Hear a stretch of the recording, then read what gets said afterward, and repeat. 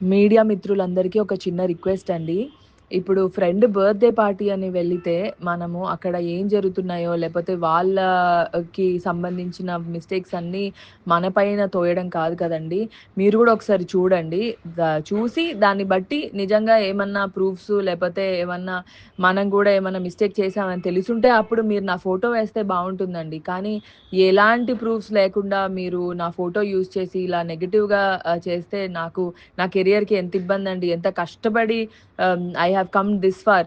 ఇది బర్త్‌డే అంటే ఇప్పుడు మీరు కూడా ఎవరి బర్త్‌డే అన్నా పిలిస్తే మీ ఫ్రెండ్స్ బర్త్‌డే అంటే వెళ్తారు. ఇప్పుడు నా ఫ్రెండ్ అంటే ఎవరో అనుకోని వెళ్ళకుండా కాదు కదా! ఆ అమ్మాయి మంచి షీ ఈస్ గుడ్ నో.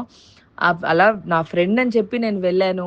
అలా అక్కడ జరిగిన సిట్యుయేషన్స్‌కి నేను బాధితురాలిలాగా ఇప్పుడు నా ఫోటోని మెయిన్‌గా ఇలా ఫోటో పెట్టి మరి చేయడం తప్పండి. మీరు మీ ఫ్రెండ్స్ బర్త్‌డేకి వెళ్తారు గదా! అక్కడ జరిగిన మిస్టేక్స్‌కి మీరు బాధితులయిపోతారా అండి? అలా కాదు గదా! కొంచెం మీరొకసారి చూసి నా ఫోటోస్ యూజ్ చేయకండి please. It is very bad నాకు ఆహ్, ఇబ్బందవుతదండి. ప్లీజ్. Thank you.